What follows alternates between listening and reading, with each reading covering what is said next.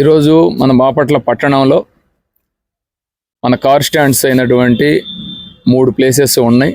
అది ఒకటి మన మున్సిపల్ ఆఫీసు ఆపోజిట్ రోడ్లో ఉన్నటువంటి కార్ స్టాండ్, సూర్యలంక ఫ్లైఓవర్ దగ్గర నుండి కొన్ని కార్ స్టాండ్, రైల్వే స్టేషన్ ఏరియాలో ఉన్నటువంటి కార్ స్టాండ్, వీళ్ళందరినీ కూడా ఈ ప్లేస్కి పిలిపించడం జరిగింది. ఈ ప్రదేశంలో వాళ్ళందరికి కూడా ఒక కౌన్సిలింగ్ అండ్ అవేర్నెస్ ఇవ్వటం జరిగింది. అది వీళ్ళు ఎవరైతే ఈ రెంటల్ పర్పస్ కార్లు, ఏసీ టాటా మ్యాజిక్ ట్రక్స్ ఎవరైతే పెడుతుంటారో వాళ్ళందరికి కూడా ఖచ్చితంగా ఎల్లో బోర్డు, ఒకవేళ 2012 ఉన్నట్టయితే అవి కూడా వైట్ బోర్డు అయినప్పటికీ పర్మిషన్ ఇవ్వడం జరుగుతుంది. అలాంటి వాటికి మాత్రమే ఈ రెంటల్ పర్పస్ యూజ్ చేయాలని చెప్పడం జరిగింది. అట్లానే రెంట్కి పెట్టేటప్పుడు తీసుకెళ్లేటువంటి వ్యక్తి యొక్క సమాచారం అంతా కూడా వాళ్ళ దగ్గర ఉండాలని చెప్పడం జరిగింది. వాళ్ళు వీలైతే వాళ్ళ దగ్గర జీపీఆర్ఎస్ ఉంటే ట్రాక్ చేసుకోవాలా, ఎక్కడికి వెళ్తున్నారు, ఎక్కడికి వెళ్ళి వస్తున్నారు అనేది. లేదు అంటే ఏదన్నా చిన్న అనుమానం వచ్చినా కానీ మాకు ఆ సమాచారాన్ని ఇవ్వాలి. తర్వాత ఇక్కడ గమనించింది ఏంటంటే వీళ్ళకి ఈరోజు కౌన్సిలింగ్ ఇవ్వటం కూడా ఏంటంటే కొన్ని సందర్భాల్లో అక్కడక్కడ ఈ వాహనాలని అద్దెకు తీసుకొని వాటిని క్రైమ్స్లో వీళ్ళకి తెలియకుండా కూడా ఇన్వాల్వ్ చేసేటువంటి పరిస్థితి ఉంది.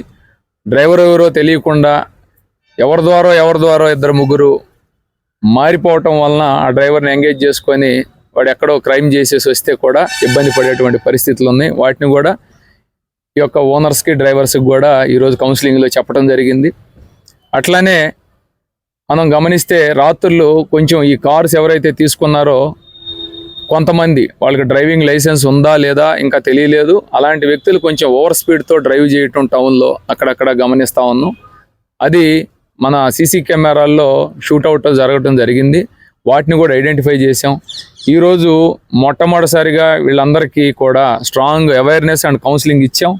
ఈ రోజు నుంచి అలాంటి వాహనాలు ఏదైనా గనక ఓవర్ స్పీడ్తో గనక వెళ్ళటం గనక మనం గమనించినట్లయితే ఖచ్చితంగా వాటిని మనం అప్రాపరేట్ సెక్షన్స్ ప్రకారం వాటిని సీజ్ చేసి కేసులు కూడా పెట్టడం జరుగుతుందని చెప్పేసి వాళ్ళకి వార్న్ చేయటం కూడా జరిగింది.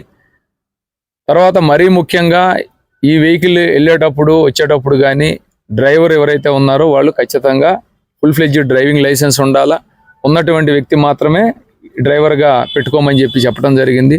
3 కార్ స్టాండ్ల వాళ్ళు ఎవరైతే ఉన్నారో వీళ్ళు కాకుండా కూడా కొంతమంది టౌన్లో వైట్ బోర్డు ఉన్నటువంటి ఓనర్స్ కొంతమంది డ్రైవింగ్ లీజ్కి అంటే అద్దెకిచ్చి డ్రైవ్ చేపిస్తున్నట్టుగా మేము నోటీస్ చేసాం. అవి మంచిది కాదు. ఆ ఓనర్స్ ఎవరైతే ఉన్నారో వాళ్ళని కూడా పిలిపించేసి మేము చెప్తాము.